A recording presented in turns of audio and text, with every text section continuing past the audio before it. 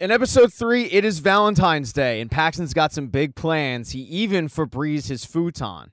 There's one little issue with Davy, though. By forcing Paxton to apologize to Haley, she feels like she may have rekindled that relationship. Because all of a sudden, Paxton and Haley are super close. And it doesn't help Davy when Jonah starts handing out the results from the compatibility quiz, and Haley gets Paxton. Davy, she gets Eric. When she gets to lunch, she starts telling Eleanor and Fab she can't believe that she is more compatible with Eric. Makes no sense. But Fab asks her, are you more worried about the Eric situation or the fact that Haley got Paxton? And I think everybody knows the answer to that, so Eleanor starts trying to make her feel better by saying you don't have to worry about Haley. Paxton is into you. But the fact that Davy knows the two had sex, now it's all she can think about. That and the fact that the computer is telling her they're a perfect match. Anissa then comes over to the table and sits down, and it gets a little bit awkward because Anissa and Fab have yet to talk about their kiss. The four then start heading to class, and it turns out that Fab got Gears Bronson, Eleanor got Trent, and Anissa, she got Ben. So Davy's the only person who didn't get her actual boyfriend. But that might not last for long because Eleanor tells the group that she needs to dump Trent. It's been fun, but he's just not very deep. Ben then comes over, interrupts the group, tells Anissa that he got her, but he makes an offhanded comment that the quiz has 1984 vibes, and Anissa thinks that he's talking about the Taylor Swift album, 1989, and when he kind of jokes about the fact that she doesn't know what 1984 is, it's Fabiola who sticks up for her. The five of them then head to class, awkwardly, and Mr. Shapiro tells them that for the next 5 months, they're studying women's rights. They're going to rewrite the Bill of Rights as if it's from the founding mothers, not the founding fathers. This doesn't sit well with Ben, and he starts venting to Anissa about it, but Ben's offhanded comment that Anissa wasn't familiar with the book 1984 ends up coming back to bite him in the ass when she says, well, according to you, I don't read books, so what do I care? Paxton then walks into class late, as usual. He asks Davy how her day is going, and she says it was going good until she got Eric on the compatibility quiz, but to her surprise, Paxton got her, which makes her feel way better about everything. When class dismisses, Eleanor figures this would be a good time to break things off with Trent. But Trent's actually planned a super romantic candlelight dinner between the two and his Uncle Joe. That doesn't really seem interesting to Eleanor, but when she finds out that Trent's Uncle Joe is the famous Captain Joe from the TV commercials, it changes her entire mood. Because she feels like that she can parlay this dinner into a paid acting job. And suddenly, she's back in the Trent game. That's not the only relationship, though, that comes close to ending after class. Ben goes up to Anissa and asks, hey, what's going on? You kind of yelled at me back there. And she tells him, well, I didn't love the way you talked to me earlier today. And Ben tries to play it off like, I was just telling a joke. I think you're amazing and cool and fun and all that.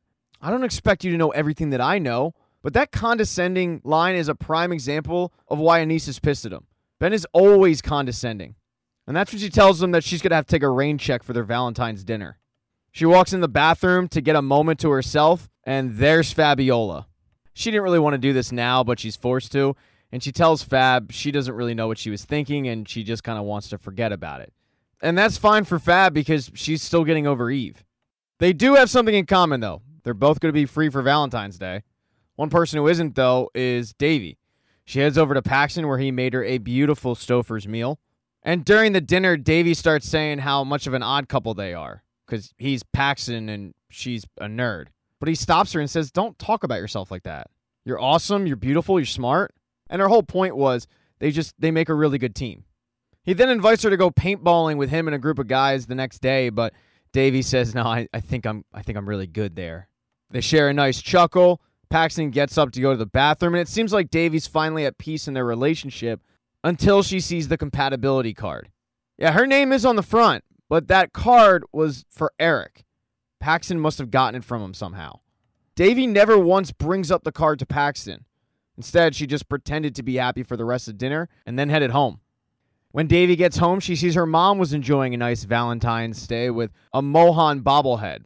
She's realizing she is pretty lonely. She does have an option.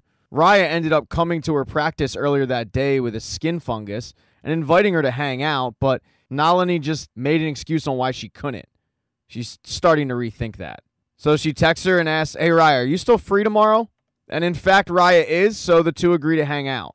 The two women go and get frozen yogurt, I think, the next day. I don't know. It's a healthy snack, or healthy-ish. And Nalini starts telling Raya how difficult it was during Valentine's Day. It usually isn't like that, but Mohan had that something special about him. The two women then agree to continue their girl date by going and getting blowouts, which is all the rage, apparently. But as Nalini was getting her hair done, her daughter is trying to find out who Paxton's match is. She goes up to Eric, and Eric tries to get something in return for the information, but while doing so, he completely shows Davey the card that says Haley Garcia.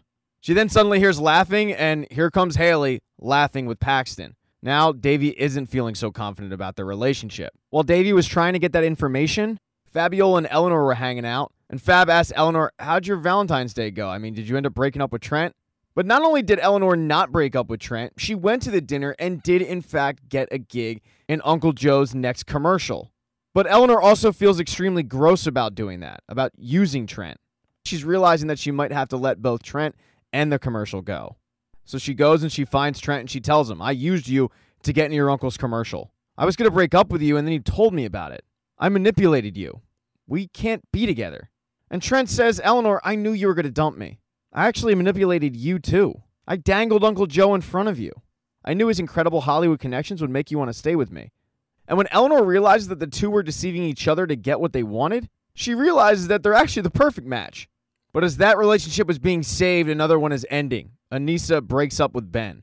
What it comes down to is Ben makes her feel stupid. She's not stupid, and she feels like she deserves somebody who's excited to be with her. She then walks away from Ben and walks into what she thinks is an empty room, but it turns out, nope, Fabiola is there. She's really got a knack for this sort of thing. Anissa tells Fab that her and Ben broke up, which is for the best because he wasn't right for her anyway. And Fab tells her, I know that you're going to find another great guy soon, or maybe a great girl, if kissing me wasn't a fluke. And there's no doubt this conversation has mixed signals all over the place, but Fabiola feels pretty good about it. After class, though, Davey head to Dr. Ryan's office. She needs to vent about the whole Haley situation. She's extremely insecure. And as she's showing Dr. Ryan Haley's Instagram story, one of the activities that Haley's doing is paintball. And that's when it dawns on Davey that she must be doing paintball with Paxton. So that's where she heads. And it's a surprise to Paxton. He didn't expect to see her there. But Paxton puts her on the other team because they had already picked teams and Davey showed up late. Not to worry, though. Davey's really good. And as she's evading those little pockets of paint, she gets Haley dead to rights. I mean, she's got her execution style. And instead of shooting Haley and getting her out of the game, she tells Haley, bet you thought you could beat me, huh? I might not be as cute as you or as limber as you, and my hair might not be as shiny as yours, but I do have determination and grit. Haley's really confused about what's going on, and Davey's taking her sweet time. And then all of a sudden, before she can shoot Haley, she gets shot herself by Paxton.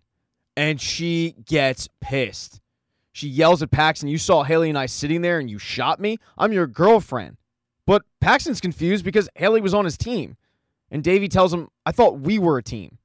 That's when she confronts him about why he lied regarding the compatibility quiz. And he says, because I figured you'd probably react like this. Davey's insecurity has finally reached a breaking point. Paxton tells her, I'm sorry, but I don't think we can be together until you learn to love yourself. And for the first time, Davey Vishakumar is heartbroken. Thank you so much for checking out this recap. Please consider subscribing to the channel and subscribing to my Patreon. Hit thumbs up if you liked it. Smash that thumbs down button if you thought it sucked. If you left a comment, I don't get back to you. I usually don't check the comments unless they're like a super comment. Also, if you don't see the next video up on the end screen, not to worry, it'll be up in a day or two.